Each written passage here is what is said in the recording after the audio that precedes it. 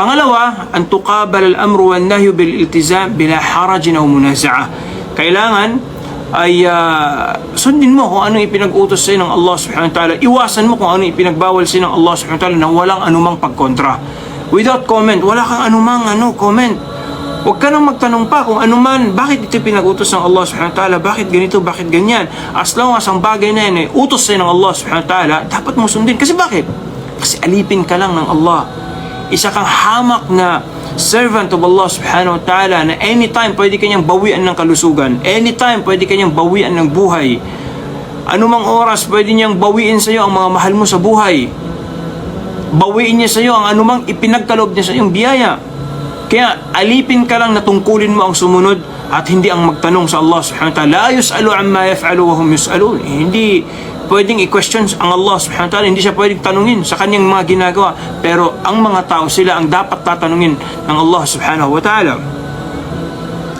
So kung ang tao gusto niya na maging wagas na mananampalataya sa Allah ta'ala, wagas na sumusuko sa Allah subhanahu wa ta'ala, tungkulin niya ang sumunod sa ipinag-uutos at iwasan ang anumang ipinagbabawal ng Allah subhanahu wa ta'ala sa kanya. Pangatlo, mga kapatid sa Islam, ang third point na kailangan nating isabuhay para maging wagas tayong sumusuko sa Allah subhanahu wa ta'ala, an tuqabal al-qadru bis-sabri war-ridha 'an Allah subhanahu wa ta'ala bila i'tiradin wala tasakhut. Tanggapin natin ang anumang itinakda sa atin ng Allah subhanahu wa ta'ala, anumang destiny ang itinakda sa atin ng Allah subhanahu wa ta'ala na hindi nagugustuhan ng mga sarili natin. Kasi may mga bagay na itinatakda sa atin ng Allah na nagugustuhan natin, so tanggap natin yun.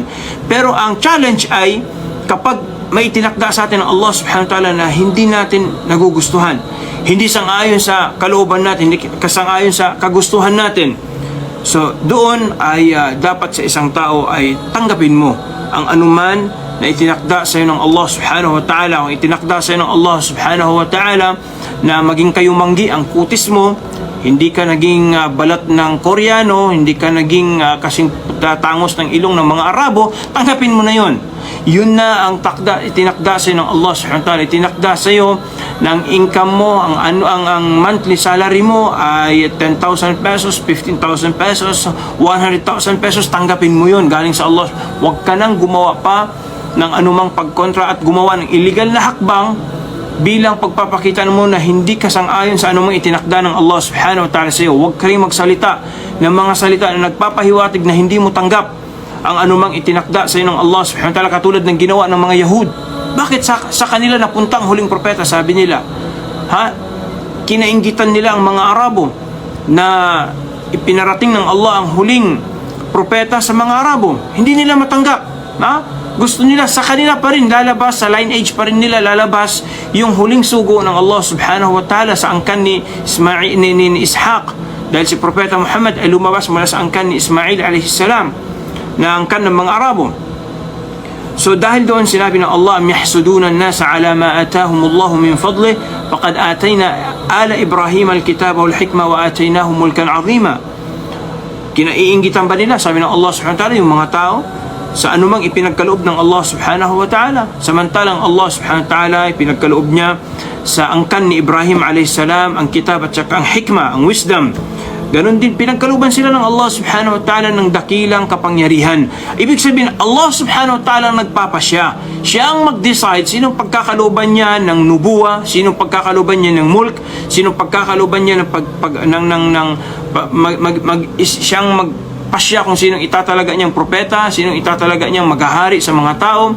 At tayo ay tanggapin natin kung anong itinakda ng Allah subhanahu wa ta'ala.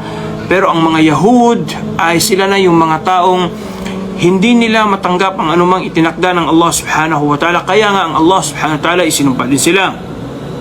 Subalit ang Muslim, mga kapatid Islam, no need na mainggit pa siya sa kapwa niya.